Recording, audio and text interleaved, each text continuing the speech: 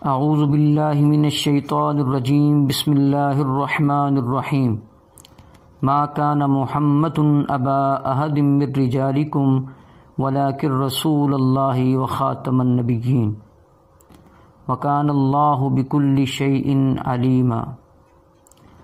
اگر جنت میں جانے کا ارادہ ہے تمامی کا، اگر جنت میں جانے کا ارادہ ہے تمامی کا، تو گلے میں پہن لو کرتا محمد کی غلامی کا۔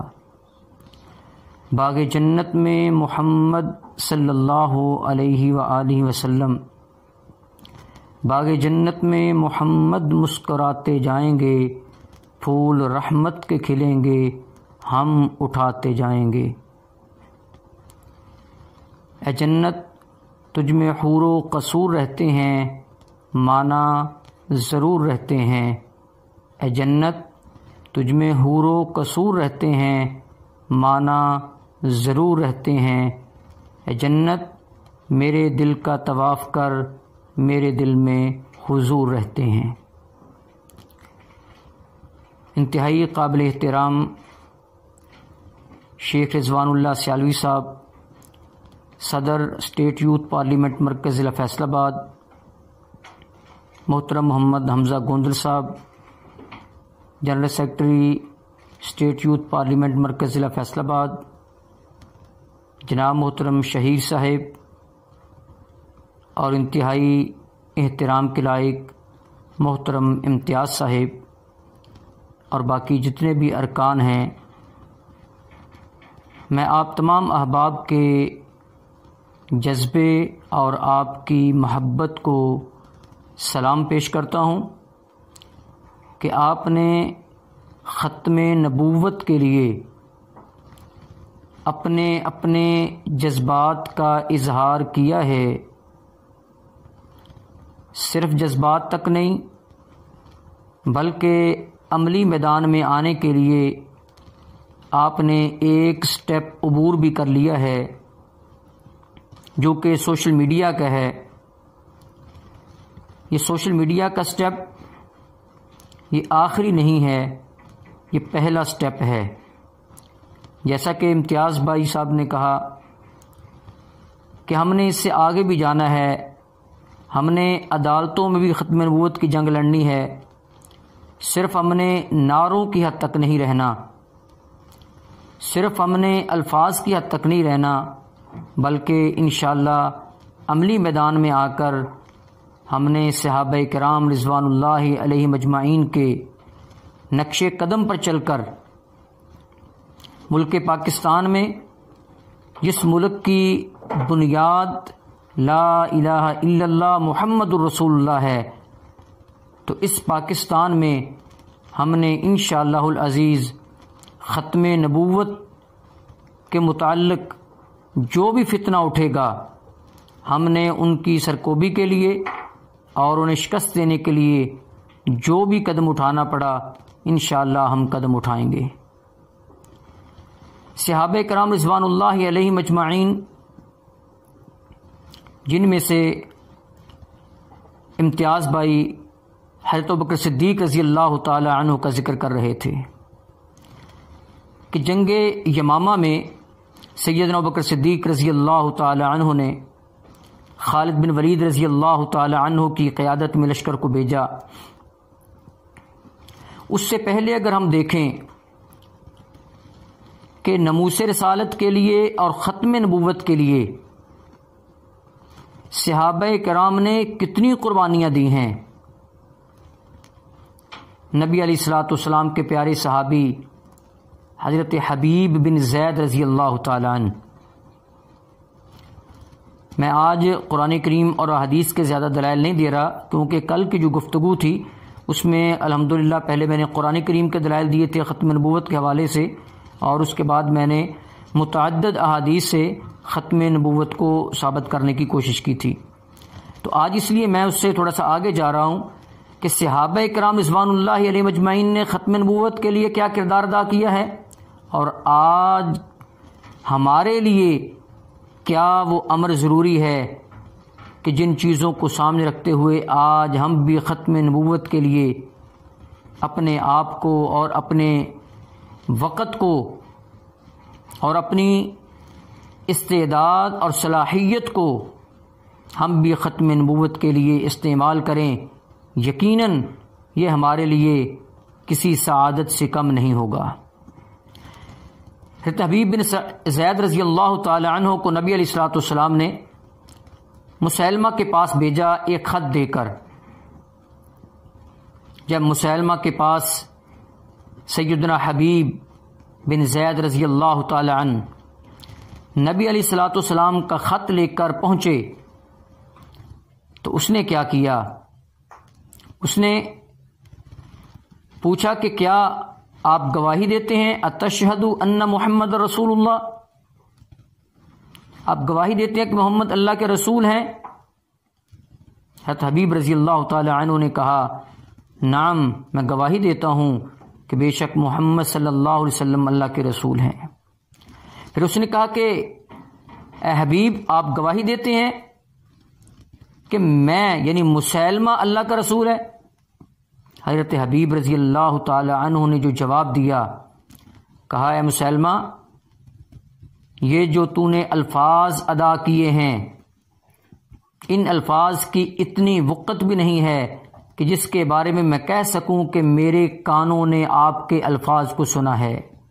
جن کانوں میں نبی علیہ الصلوۃ والسلام کی آواز پڑتی ہے، ان کانوں کے ساتھ میں آپ کے یہ وہ الفاظ کہ جو گستاخی کے الفاظ ہیں، جو کہ ناموس رسالت پر حملہ ہے، جو کہ ختم نبوت پر حملہ ہے، ایسے الفاظ کو میرے کان بھی سننا گوارا نہیں کرتے۔ اس نے کیا کیا؟ اپنے ملازم جلاد کو کہا کہ اس کے بازو کو کاٹ دیا جائے۔ حضرت حبیب رضی اللہ تعالی عنہ کے بازو کو کاٹ دیا گیا۔ پھر اس نے وہی دو سوال کیے، حضرت حبیب رضی اللہ تعالی عنہ نے پھر وہی جواب دیے، تو حضرت حبیب رضی اللہ تعالیٰ عنہ کے دوسرے بازو کو بھی کاٹ دیا، ٹانگوں کو کاٹ دیا، حتیٰ کہ حضرت حبیب رضی اللہ تعالیٰ عنہ کو شہید کر دیا گیا۔ یہ حضرت حبیب بن زید رضی اللہ تعالیٰ عنہ نے ختم نبوت کے لیے اپنی ساری استعداد اور صلاحیتوں کو استعمال کیا، حتیٰ کہ اپنی جان بھی جان آفرین کے سپرد کر دی۔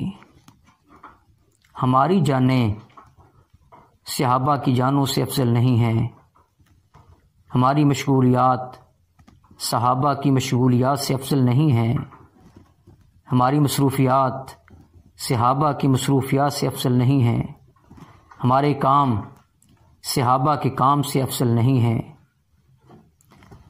آج اس امر کی ضرورت ہے کہ ہم بھی مل کر متحد ہو کر متفق ہو کر ہم ختم نبوت کے لیے آواز کو بلند کریں، صرف آواز کو نہیں بلکہ میدان عمل میں اتریں۔ اب ایک دو چیزیں میں مزید اسی حوالے سے عرض کر دوں تاکہ اس کے بعد پھر سوال و جواب کی نشست ہو کہ جو قادیانی ہیں ہم ان کو کافر کہتے ہیں۔ یاد رکھیں یہ قادیانی صرف کافر نہیں ہیں، یہ قادیانی یہ کافر بھی ہیں، یہ باغی بھی ہیں، یہ مرتد بھی ہیں اور یہ زندیق بھی ہیں۔ کافر اس لیے کہ انہوں نے ایک بدیہی عقیدہ، بنیادی عقیدہ جو اسلام کا تھا، ختم نبوت کا، اس کا انکار کیا ہے،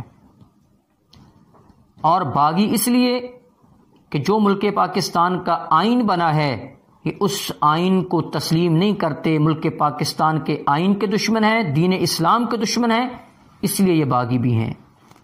اور زندیق اس لیے ہیں یہ لوگ کیونکہ انہوں نے اسلام کا لبادہ اوڑھ کر اسلام کے خلاف سازشیں کرنا شروع کی ہیں، اس لیے یہ زندیق بھی ہیں۔ اور یہ مرتد اس لیے ہیں کہ یہ کلمہ پڑھنے کے بعد، نبی علیہ الصلوۃ والسلام کا کلمہ پڑھنے کے بعد، نبی علیہ الصلوۃ والسلام کی ختم نبوت کا انکار کر کے مرزا احمد قادیانی کو اپنا نبی مانتے ہیں۔ ایک آدمی نے بڑی خوبصورت بات کی کہ یہ جو قادیانی ہے یہ قاف نقطوں والے کے ساتھ لکھا ہوتا ہے، تو وہ کہتے ہیں کہ میں تو یہ بھی گوارا نہیں کرتا کہ مرزا غلام احمد قادیانی کو نقطوں والے قاف کے ساتھ میں لکھوں. میں تو مرزا غلام احمد قادیانی کو قادیانی کے کاف کو کتے والے کاف کے ساتھ میں لکھنا چاہتا ہوں. کہ یہ اتنا ختم نبوت کے بارے میں انہوں نے جو ایک سازش کی ہے اور فتنہ ابارا ہے. اور میں تمام احباب سے اس کے ساتھ ساتھ یہ بھی درخواست کروں گا کہ ہم اگر ان سے ملتے ہیں جو منکرین ختم نبوت ہیں، قادیانی ہیں، ہم ان سے مباحثہ نہیں کر سکتے. یاد رکھیں، اگر کوئی قادیانی ملتا ہے وہ کہے جی میرے سے مباحثہ کر لو، ان سے نہ مباحثہ ہو سکتا ہے نہ ہی ان سے مناظرہ ہو سکتا ہے. کیوں؟ امام ابو حنیفہ رحمۃ اللہ علیہ فرماتے ہیں کہ اگر کوئی آدمی آپ سے کہے، قادیانی کہے کہ میرے سے مناظرہ کرو، تو آپ نے مناظرہ نہیں کرنا. کیوں؟ جب نبی علیہ السلام نے فرما دیا کہ لا نبی بعدی، میرے بعد کوئی نبی ہے ہی نہیں، تو پھر مناظرہ کرنے کا مقصد تو یہ ہے کہ شاید ہمیں بھی شک ہے. ہمیں تو مکمل یقین ہے کہ نبی علیہ الصلوۃ والسلام آخری نبی ہیں، اس لیے ان کے ساتھ مناظرہ اور مباحثہ بھی نہیں ہو سکتا.